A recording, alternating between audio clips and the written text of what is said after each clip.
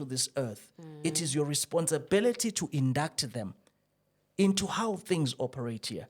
And that's one of the critical stages that many parents miss. In families, they miss that stage. When our kids, I've got a 3-year-old now. My 3-year-old, he doesn't know a lot of things. So Good day, viewers. Hope you're well. My name is Yanda Sondlo.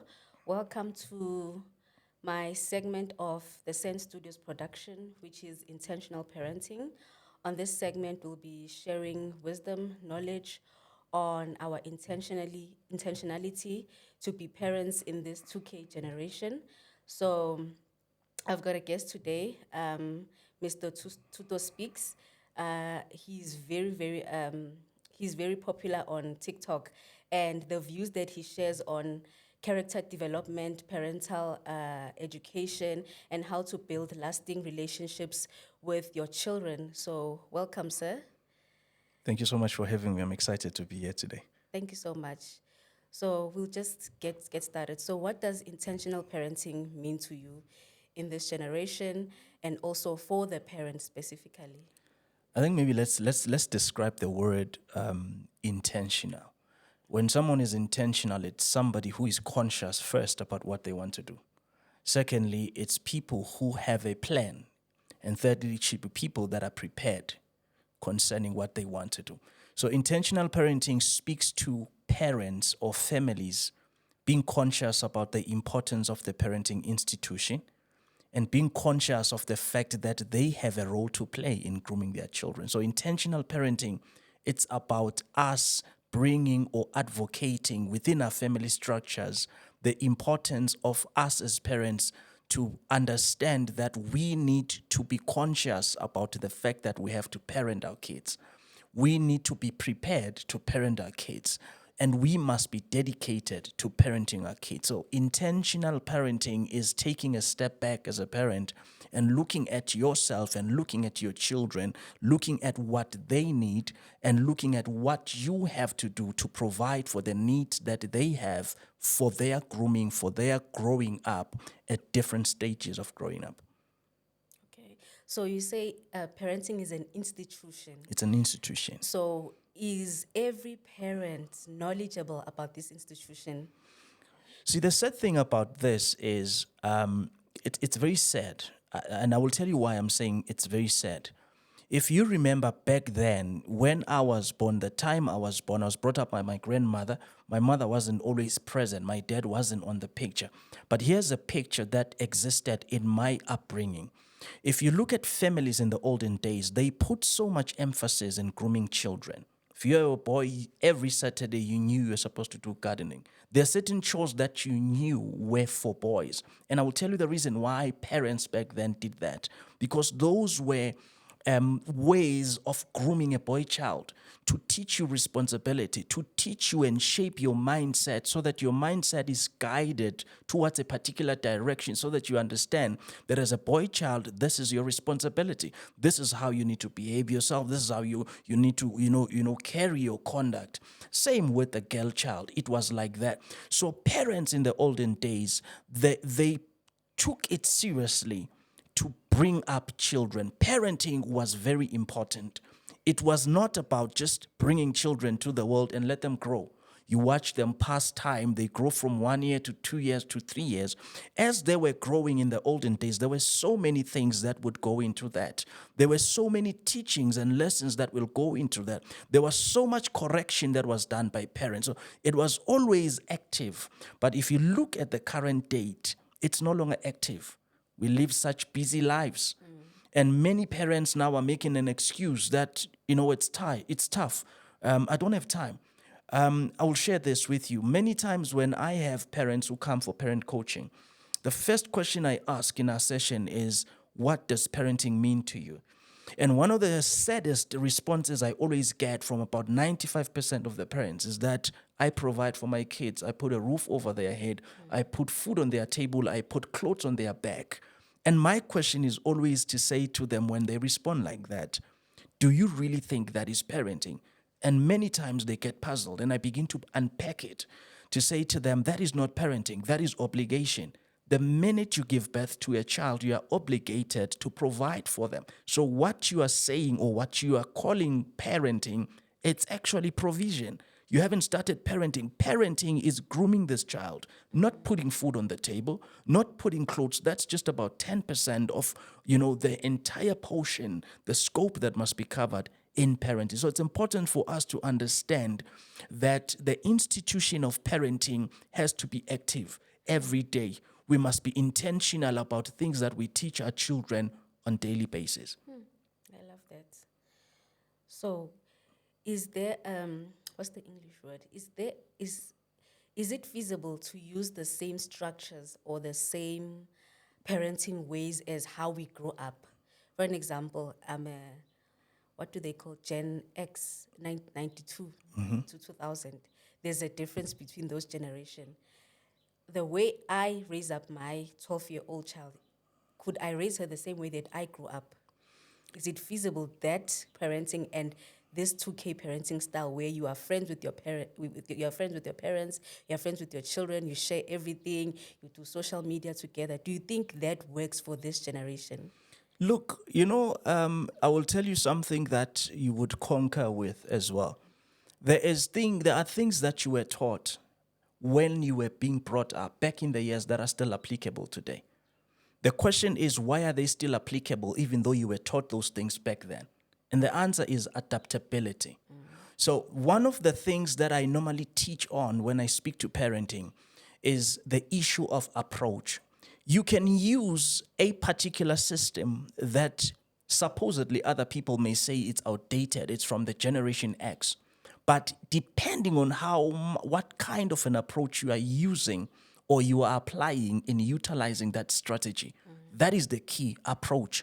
So it is important for us as parents to understand the importance of adaptability in our parenting. One of the biggest problems that we have in parenting today is that parents want to groom their children, they want to bring up their children, but the problem is they don't understand the kind of generation they are bringing up. So what you are saying is very important because there's nothing wrong with using old strategies because some are very effective still today. But the problem is if you don't know your child, if you don't know your children, it's going to be difficult for you to apply. It's going to be difficult for you to even bring them up if you fail on the approach. I'll give a simple example for you. The generation of now, it's a conversational generation. One of the talks and one of the teachings I've done previously was on a subject called conversations versus confrontation. Because back in the day, shouting was normal. So when a parent, you do this, they will shout. But try do that with today's children. They've got too many rights. They know their independence before we knew our independence. They become independent very quickly and they are growing up. So if you use shouting in today's child, you're going to fail at grooming them. There's not going to be connection between you and your child. There's going to be discontent. There's not going to be a smooth sailing relationship. There's not going to be effective communication. So if all those things are broken, there's no parenting that will take place. So it's important for us to understand. I like the point you are raising. It's very important for us to understand our children. So for answering that question, it all takes resonance in how well we understand our children. Let's work on understanding our children, understanding the kind of life they are living, the kind of environment they are growing up in. Because when you understand the environment, you will understand the factors at play in their environment, what influences them, what kind of mindset do they carry, what kind of conduct and behavior are they prone to. And when that is identified, it's easy for you to then say, this is the approach I'm going to use to bring them up. Okay, I love that. But I have a problem with something. Confrontation versus conversation. Yep. These children don't listen. Ama2K have their own mind. They know the rights, but they don't know the responsibility that comes with the rights. They know their independence. They don't know that there's responsibility with that independence. That independence, whom is much given to is much Required. yes, there's required. So they don't know the requirements of the freedom that they have, the outspokenness that they have. So I understand why parents are confrontational instead of being conversational, because territorial, that parenting style of territorial works. I grew up under that, the territorial style. It works. For this generation, I'm not sure, because they're a generation of rights, independence. They don't know that there's responsibility. So how do we ensure that they know their responsibility, not only going on social media and telling people about their independence, their rights, and forget that there's responsibility tied to those rights? See, this is the biggest problem that I always unearth with parents. It's important to understand that there are stages of parenting. There are stages. Every child has got a stage. So if you look at kids from the ages of 3 to 7, that's the most critical stage of grooming a child. And that's where many parents are annoyed by their children. I just had a confrontation or a session or consultation with one client of mine this past week, and now it's a second session. And she's saying, I've got a problem because I always shout at my 3-year-old. 3-year-old, 7-year-old. She always shouting at them. And my question was, why do you shout? What makes you, get annoyed quickly towards them? And she says to me, because they always make noise. They want to play here. They want me to spend time with them. I said, that's normal for that age. So here's the thing to answer your question. Many parents, they miss that critical stage of establishing a very close connection with your children. I'll make an example with you. Would you take an advice from somebody that you do not trust? No. You won't. So it is like that with our kids. Our children, we lack that close-knit, tight relationship with them.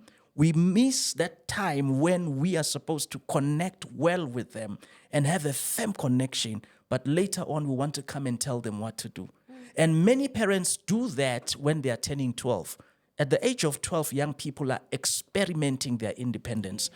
If you go now, if you've got a 12-year-old, by the time they were 5, you would go to the shop and choose a color for them and say, you will wear this t-shirt, we will buy this one. Take them now when they are 12 and try that. They will tell you, I don't like this, I like that. Why? Because it's normal. At that age, they are trying independence. They are trying to make their own choices and make their own decisions. So when parents come in at that age, try to control them, try to be now more aggressive in their parenting, it's already a little too late, because now you are dealing with somebody whose mind has already been shaped in a particular way. So my answer would be, or my response would be, parents must be hands-on. While your kids are still young, try to shape them, connect with them the more, have a very close relationship with them the more, so that whatever communication, whatever teaching you give to them, they can take it, because many times they want to do it later and they don't have a relationship. There's no connection. Wow. So, Mr. Thuto, there's something that is lacking in South Africa, which is the father relationship in the family, the role of the father. South Africa is a fatherless country. Yeah. It's a very sad situation in South Africa. What is the role of a father in a family structure, not only on the male child, but what is the role of the father in the role of a child? It's very important. Fathers, they provide assurance. Let me give you a simple example. In South Africa currently, we have a problem with the boy child. Why do we have a problem with the boy child? Because the boy child is lacking that figure in their lives that will give them an assurance. A figure that would say to them, here's the direction. As much as the mothers are there, but a boy child is more prone to take instruction and feel content with it when they got it, when they receive it or they get it from a father figure. So if the father figure is not there to give direction, to give assurance to the boy child, to say you are enough, you are great, there is so much that you can become with your life. Yes, our mothers, they are trying by all means to do that. But the resonance of that is much more substantial when it comes to a father figure. So that is why now we've got boys out there who are crying out in desperation for that father figure. And many times how they show their cry for this, desperation, they start to involve themselves in things where they want to fill the void. They start to involve themselves in groups. That's why you will find by the age of 12, 13, they now belong to a group. They now have this kind of friendship. They wear certain things. They start to do certain activities. Why? because the boy is trying to fit in. The boy is trying to make himself noticeable. He's trying to make himself feel confident and important because one, maybe not anybody, or there's nobody who's telling them they are great. Nobody is telling them they're important. Nobody is telling them that they are enough, they are worth it. So they would want to fill that void by being involved in places and spaces where somebody will tell them that. So that's the biggest problem we have. So a father figure in a family is a person who brings stability. It's a person who brings assurance, who brings confirmation to the family to say you are loved, you are valued. And when we lack that in our families, at times we feel and we find ourselves in despair. And we find ourselves now scraping around looking for things to close that gap that we have in our hearts. I love the word confirmation. Yeah. So a father figure confirms, they play a role of confirmation in the child's life. Yeah. Wow. So what is the role of both parents in steering the intentionality, conscious parenting, both structures and grandparents involved? You know, there's one thing that I always say to people when I talk in seminars and I speak to families and all that. This is one of the things that I always put out. And I say, you know, count yourself blessed and lucky when God has given you the grace to have both parents as a child. Because then you've got the holistic structure that will help you to become a holistic individual. Hear me well. I'm not saying those who are brought up by single parents cannot be holistic individuals, but they are disadvantaged at some point because certain things that they could have gotten from another parent, unfortunately, they might not get, unless if there is any other figure in that kind of nature that can fill in and be able to assist them emotionally, spiritually, mentally as well. So it's important for us to value the structure of a mother and a father, a husband and a wife, together bringing up children. We are advocating for families. We are advocating to people to say, in our society, in our community, in our country, in our nation of South Africa, to say, people, it is important for us that we build families because a community is because of the family. And a community is what gives rise to, or give birth to a nation. So a nation that lacks family structures that are stable, then that nation doesn't have a very strong destiny or a strong future. So I'm advocating for that. And that's where my passion for parenting comes from. To say, I was brought up by a single parent. You know, and my grandmother was the one who brought me up. It's very few lessons that I can remember vividly of my dad that he actually planted in my life. As much as later on we had a relationship, that's why I'm saying it's very few lessons that I picked up at the time. So I would say it's important to have that family structure.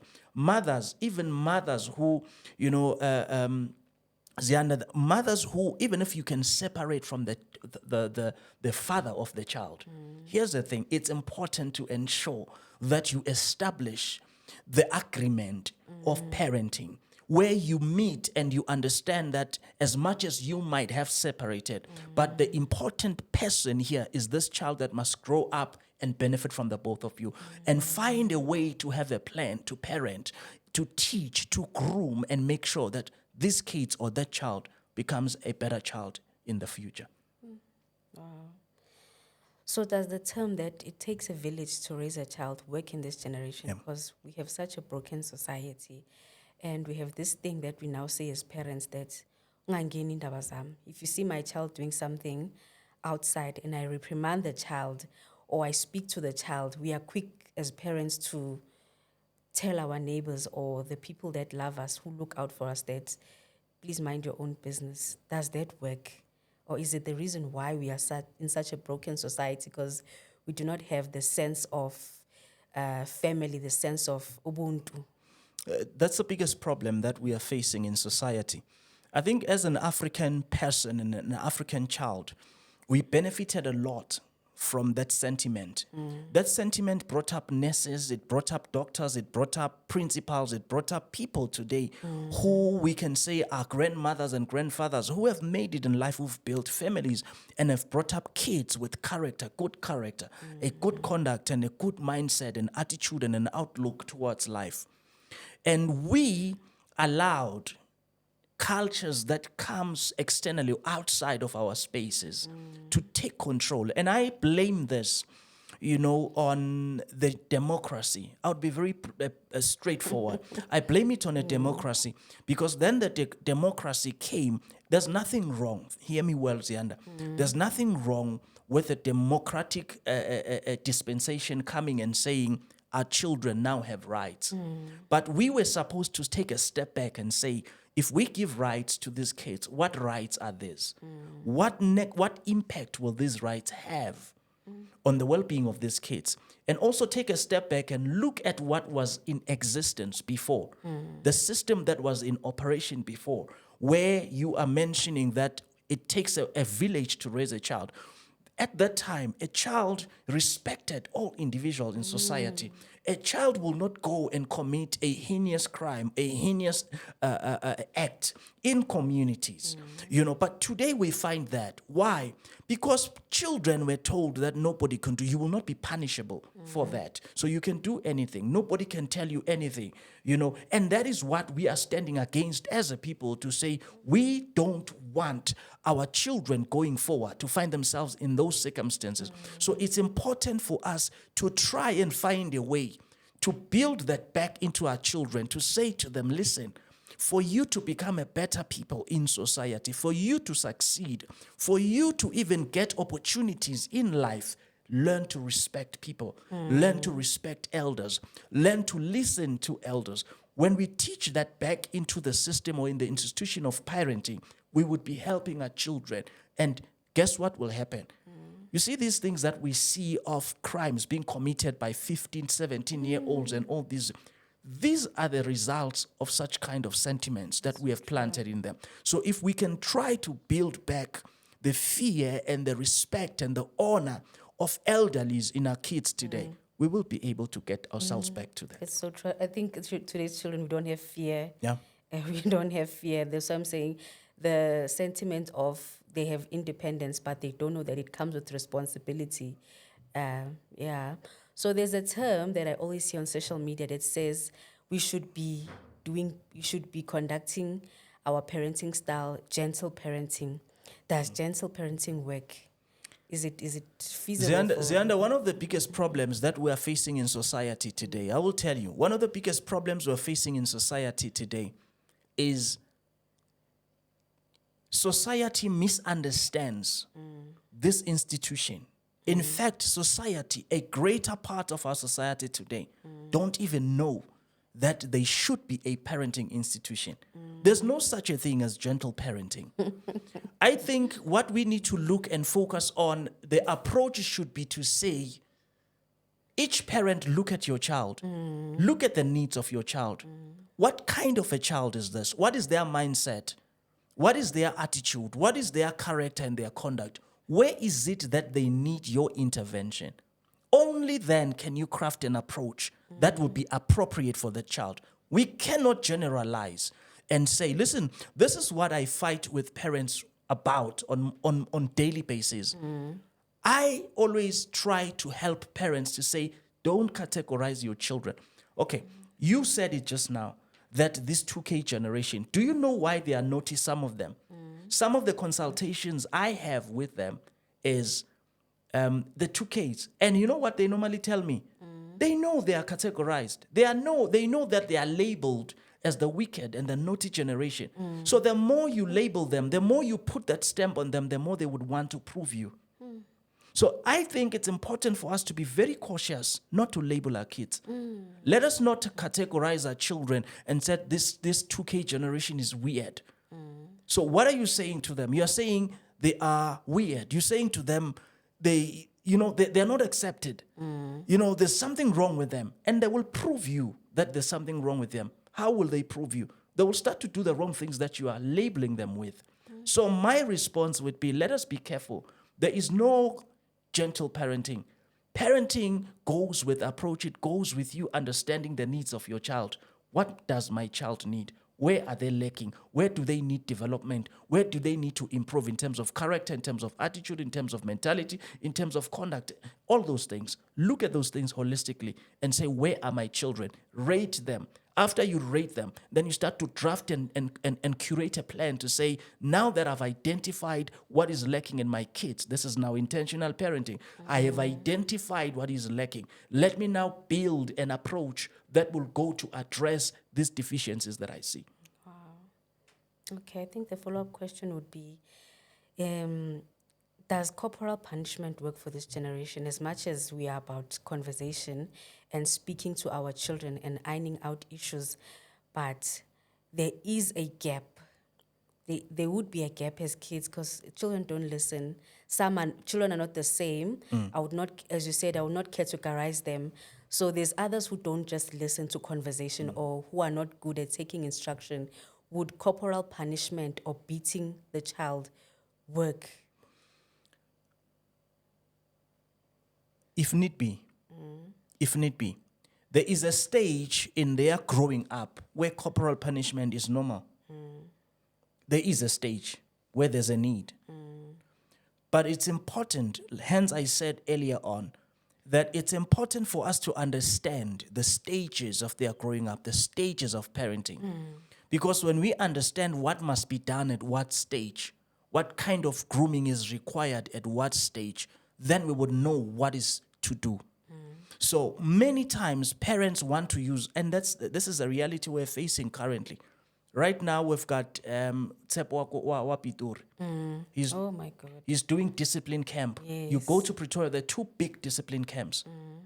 This is what I always say when I look at the work they're doing. Great job, marvelous work they're doing. But my heart pains every time I see the amount of parents taking their kids there. And this is what always resonates with my heart. To say that these parents, they failed reality. They failed to guide and groom at the right time. Now they are repairing. And it's sad that now they have to work double extra hard to repair these kids. That's why they have to be thrown into these camps just to get intervention, to bring them back from all the derail they've become. So my response would be, it is important for us to parent right in time. Corporal punishment, there's nothing wrong with it, but not abuse. You know, we were beaten when we were growing up. Yes. And it was the beating for guidance, not to hurt or injure. It was for guidance. You do something wrong, they beat you, don't do this. And you learn. But before they beat you, they would talk to you. The hands I said earlier on, we are bringing up a generation of kids who are more conversational. So if you can capitalize on establishing conversation channels with your kids, there will be no need for corporal punishment because the conversational channel will facilitate the communication between the two of you. You would say, I don't like this because the channel exists, because the connection is there, because the relationship is there. They will hear you and they will do what you do or what you say they should do because there's a connection, there is agreement. The problem rises when there's no connection, there's no channel, there's no relationship, yet we want to instruct them. If that happens, then they will not do anything that you tell them to do. And if they don't do, what would you do? Then that's when you as a parent will want to use what? Corporal punishment. So hence I'm saying, let's just be careful to do what is right and parent them and establish these channels that I'm talking about to prevent ourselves from dwelling on corporal punishment as a way of parenting our kids. Wow. So can you please delve into the different stages of child development or character development, as you said, from the age of 0 to 7, from 7 to 14, and from into the adulting stage? Because I believe each parent, there's a stage where parents struggle to parent, particularly in the first stages and also into the adult stages. Yes. You see, this is one thing that I always use as an example to speak about those stages of parenting. Very critically important. When you apply, you want to go to university or you're applying for a new job, there's something particularly that they do if it's your first time in that organization. They call induction. And I would explain, and I'm sure many people understand what induction is about. Induction is about you coming into a new environment and they fill you in on the new environment. They show you where things are. how things work. They introduce you to the system. They introduce you to how things operate in that space that you're about to occupy. So it's important for us to understand these 3 stages of parenting. Your grooming stage. When a child comes into this earth, it is your responsibility to induct them into how things operate here. And that's one of the critical stages that many parents miss. In families, they miss that stage. When our kids, I've got a 3-year-old now. My 3-year-old, he doesn't know a lot of things. So he still does a lot of things so it is my responsibility to understand that I need to induct him. You don't throw your things on the ground. You pick them up, my boy. It will take time. At times, he will continue to throw them on the ground. But because I have an understanding that this is a stage that he's in his growing up, I need to groom him the more.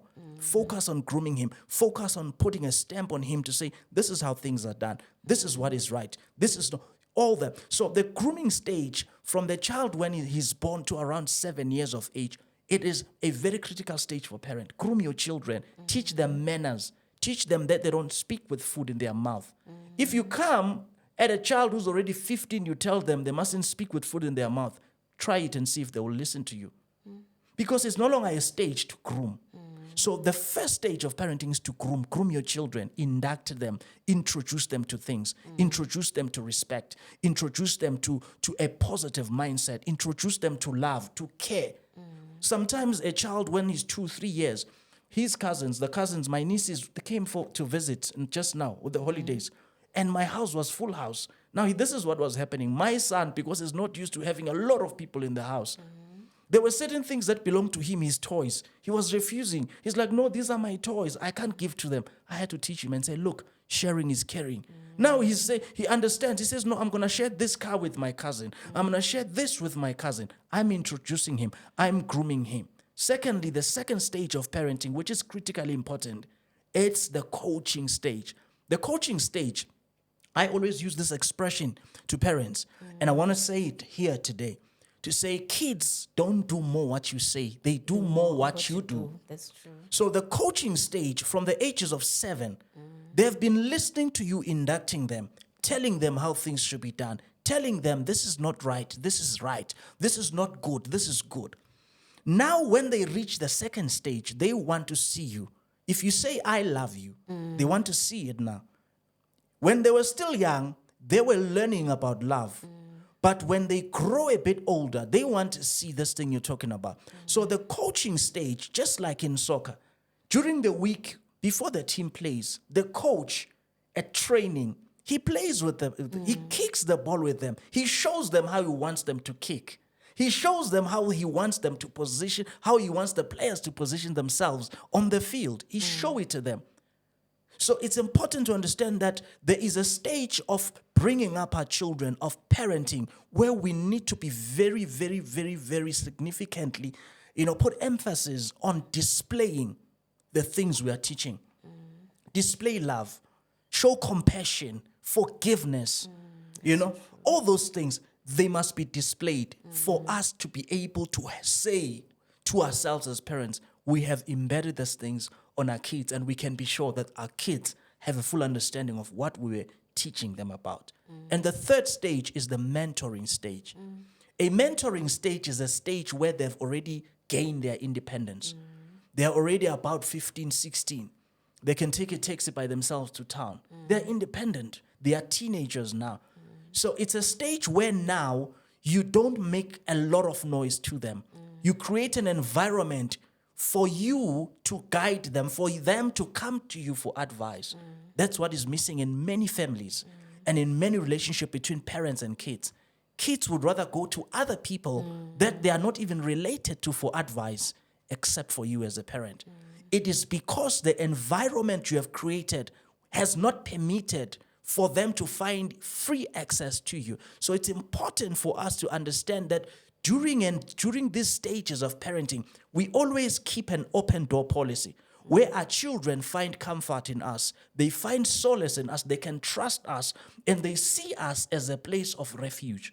Because if your kids don't see you as that, they will always be looking for other places where they're comfortable. And once they find those places, you would find that what they would pick up from those places will be what will corrupt them. it will be what you will not like because you failed as a parent to provide for that. So it's important at mentoring stage that it's a stage where now we allow them to say, you've made your choice. Fine, I agree with your choice, but this is how you need to be careful in implementing this choice, this decision. This is how you make choices. This is what you look at. This is how you do things. You are mentoring. You are now giving them that confidence to say, I trust in you. I know you can do it, but allow me to guide you. You are guiding more than instructing. Wow, I love that. I think the follow-up question would be what you've said, that kids always find solace if they do not trust the child in elsewhere. From a personal story, I remember when I wanted to go back to school, I rather went to my mom. I rather went to a friend of my mom instead of my mom. So what do you think creates that? What mistake are we making as parents that our kids would rather go seek advice or seek solace from another person or from other people? What is broken in the parental relationship that we would find solace in other people? Is it maybe the way we speak to them or our reasoning, the way we reason with them, or kids are fearful? Is it a fear factor? Most of the parents that are struggling with that, it's parents who grew up under the same circumstances. So you'd find that you were brought up in a family where you could not easily access your mom. You could not easily access your dad. There are certain things. They created this bridge that you cannot cross over. They created this wall that as a child you can go up to this far. You can't go beyond this. And that kind of environment embedded in you now, being a parent in this day and age, then also becomes a stumbling block for you. With your children, you love them so much. You want to be so close and so connected to them. But you find that you can't because in your character, that thing is still embedded in you. That angifuni mina ukujwayelwa ingane.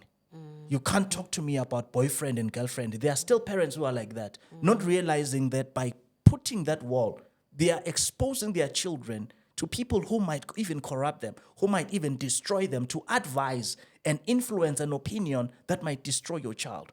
So I think it's critically important. It goes back to what I just mentioned. It's important for us to look at these stages of parenting and understand the importance. There are two things I always put emphasis upon. To say to parents, make sure that you build strong connections with your children. They must be comfortable with you.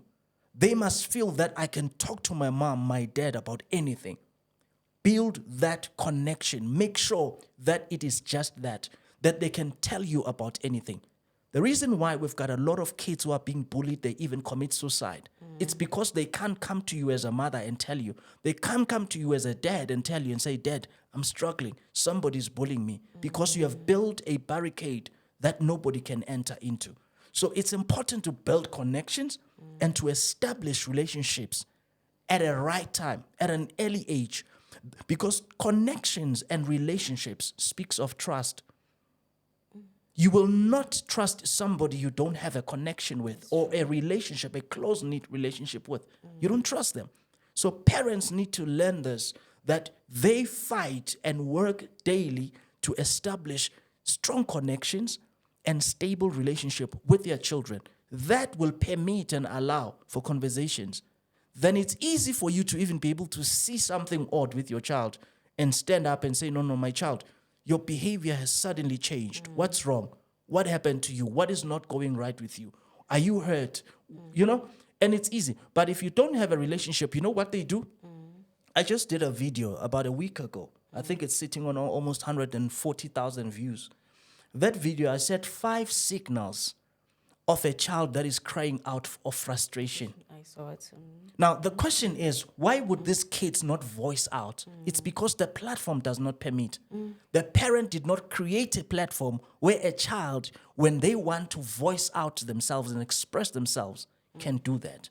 So we have to build environments like that as parents, where our kids can express themselves. Because when they express themselves, then we're able to help them. We're able to reach out rather than them dying inside. That's why they lock themselves in rooms. That's why they would rather, because they can't talk to anybody. You don't allow them. That's why they would rather stick to video games.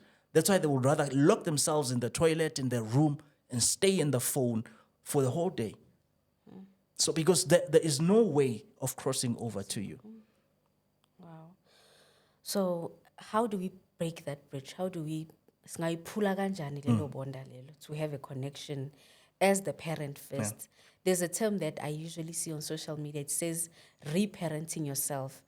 So how do I reparent myself to be able to parent my children well, to be able to instill the right values, and to be able to build that lasting relationship with my children?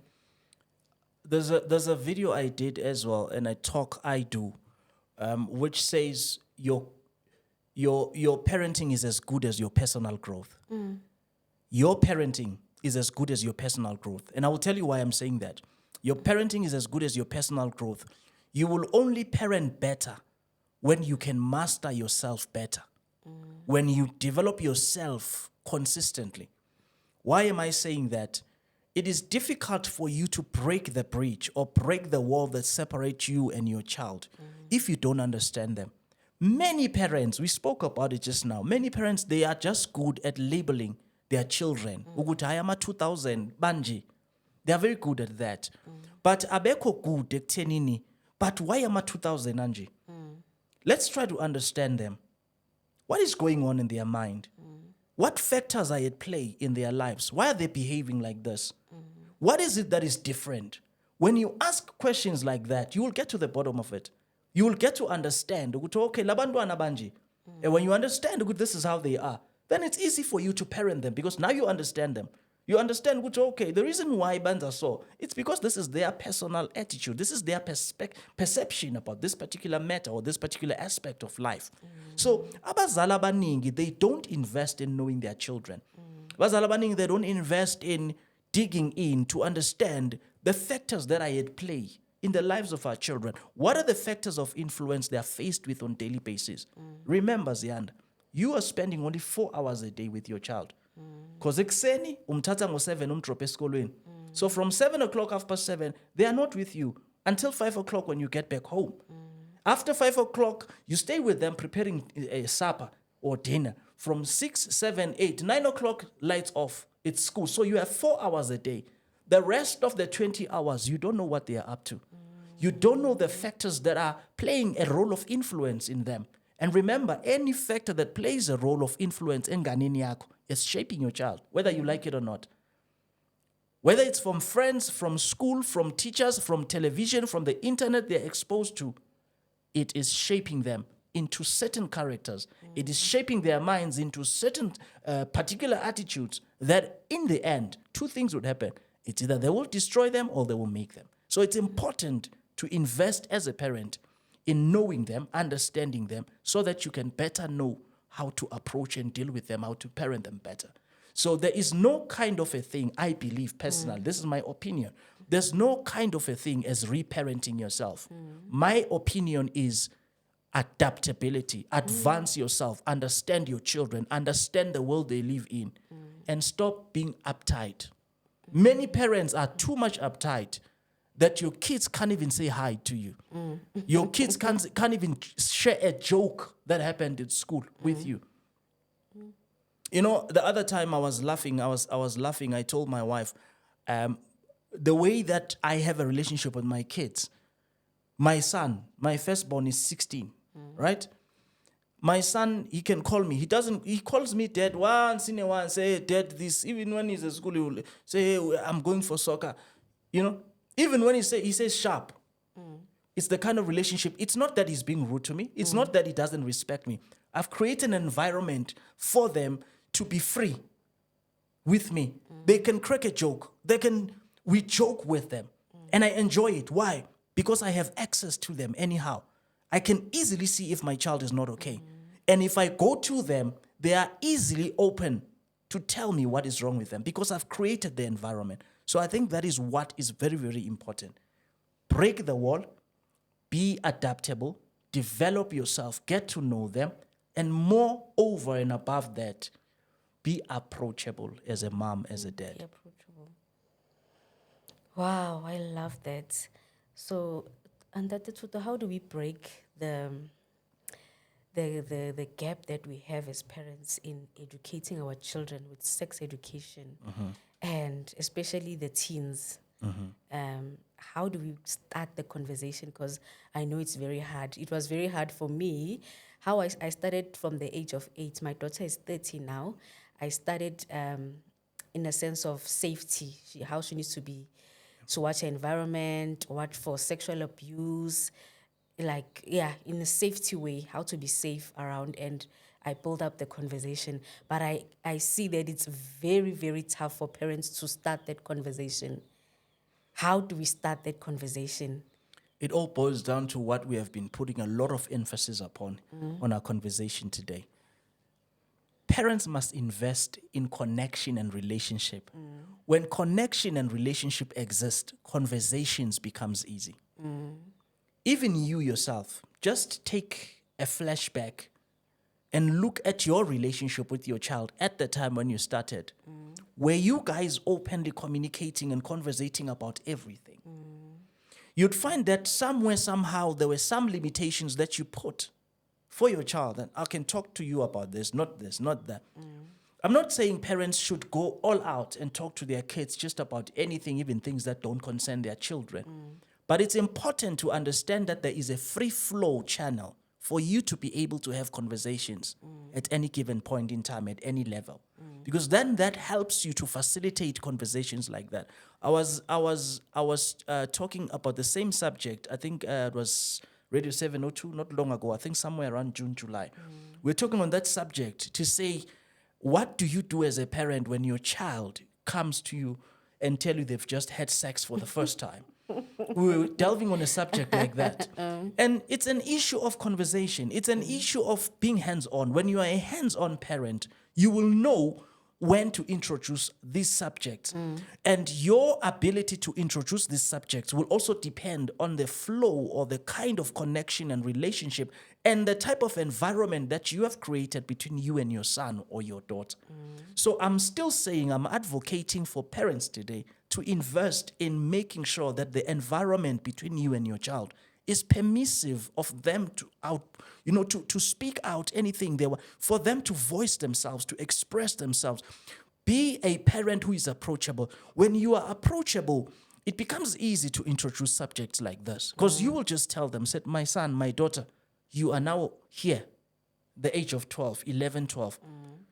Some we even talk to them even earlier than that, to say to them at the age of 7, 8, listen, you don't allow any boy child to touch you here. You understand? You don't allow these things to happen.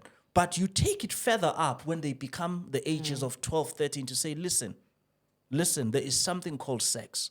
And this thing called sex, the result of sex is this.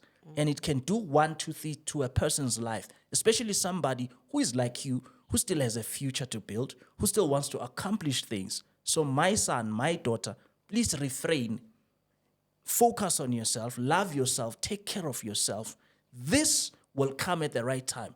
When you are independent, when you have your own, you are happy, you are now able, most importantly, you are now able to decide for yourself with understanding what you are doing when you engage in such. So it's important, but my advocation is environment and the channel of communication, the kind of relationship and connection you have with your child is what makes it easy for you to talk about tough situations and tough subjects to our children. Oh. So what do you say to parents who say, I feel like I'm being disrespected?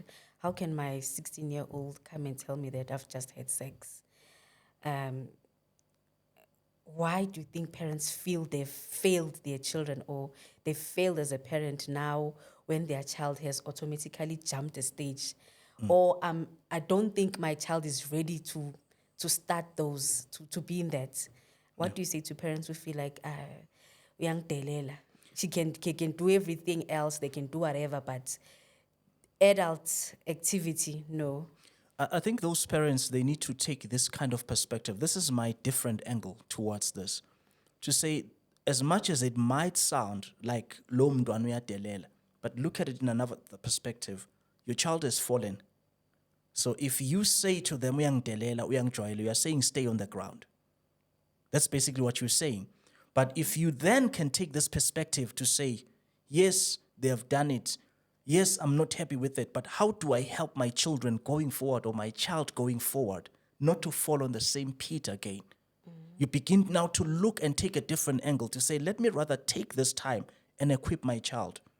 Angeke ngimthethise, ngeke ngimbangele umsindo, have a conversation. You had sex. What made you think you had to have sex? Do you love the boy? Did you decide to have sex by yourself? Are there any influencing factors that led to that? Establish those things. Because then you'll be able to understand what led to that. What led to that kind of thinking. That would give you a picture of where your child is in terms of development, so that you'll know what to do, how to help them, how to guide them. But if we don't do that and we think by stelela, we are actually saying to ourselves, we are excluding ourselves from their lives. We are depriving ourselves of guiding them. We are also depriving them of getting the guidance they should be getting from us. Now, the question that I would leave you with regarding that question, would you rather get somebody teach your child about sex except for you? The answer for me is, I would rather teach my own child about it than get somebody else whom I don't know what their stance is about sex. Some other people, they might give a different stance to my child about sex, a stance that might destroy my child. Somebody might think a child having sex at 16 is nothing. They're already of age. What if they get pregnant? They don't care. But if I were to be the one to teach my child, at least I would have been teaching my child the things that resonate with me, that I feel are the best for my child, rather than them hearing it on the street from other people, from other parents of their friends. What do you also say to parents who they say, I've built a connection with my children, I'm close to my children, we have an open relationship, they have fallen, they are sexually active, they are doing drugs, they are bullies. Why do I feel like I failed as a parent? Like this is a stain on my character, particularly people who are big in the society, like Christians, pastors, deacons, politicians, people who have a right standing in the community.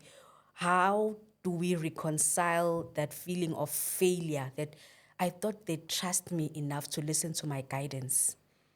Nobody, you see, there's no parenting Bible. Nobody was taught parenting, but we parent as we go along. Even me, as a parenting coach sitting here in front of you, I've got my own flaws with my own kids. There's somewhere where I still trip and fall, and I realize afterwards, like, I shouldn't have shouted with my kids. I was wrong.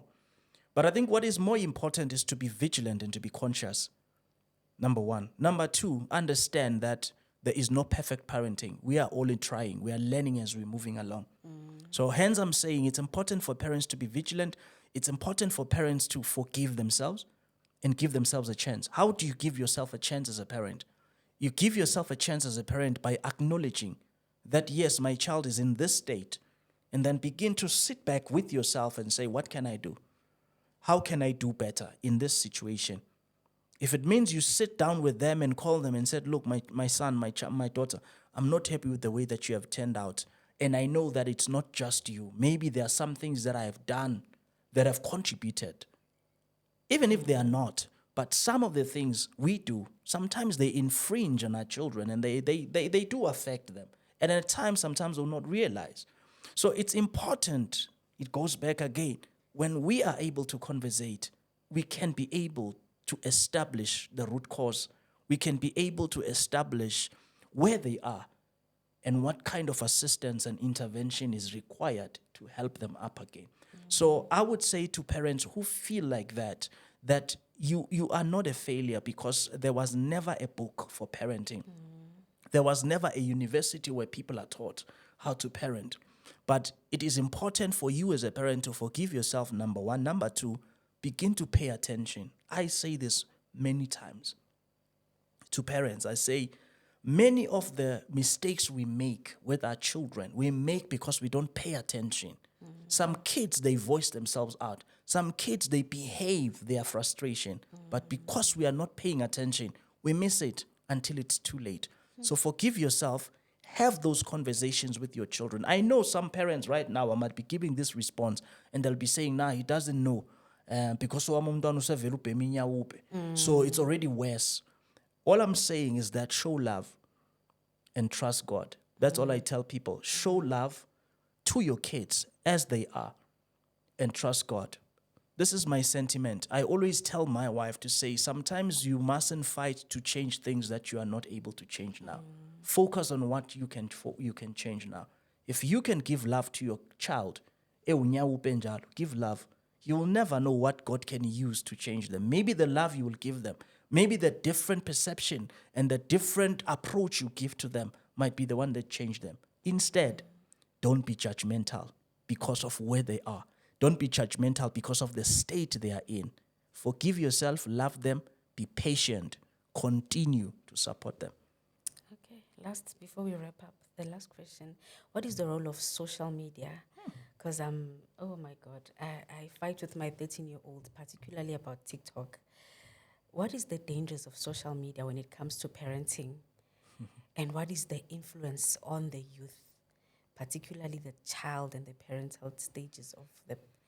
I think, for me, it's very fascinating. It's fascinating to me to comprehend the reality and the truth that we live in day and age of technology. You cannot prevent them from technology.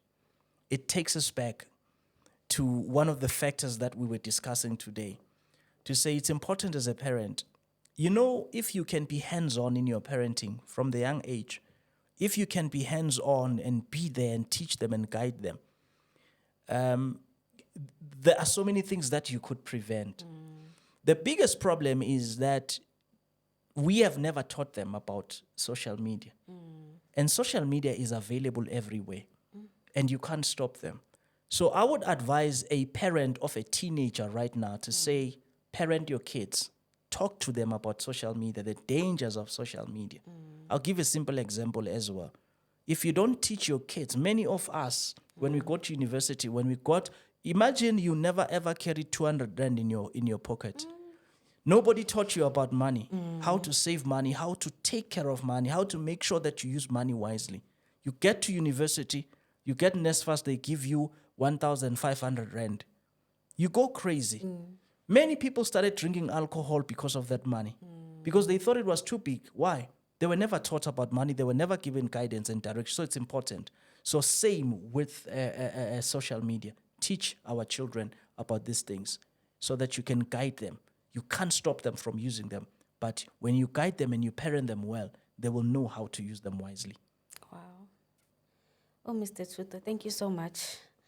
What would you like to say to parents of teenagers, young children, and young adults who still have close parental relationship in closing?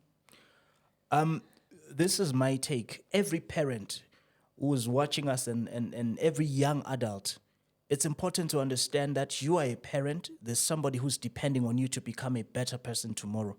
Invest in those people. Give them time. Love them.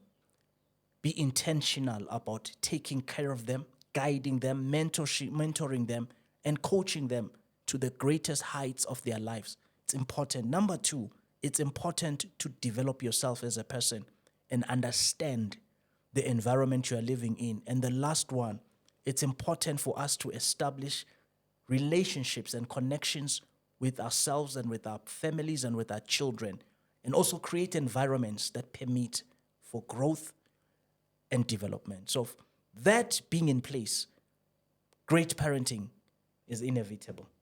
Wow.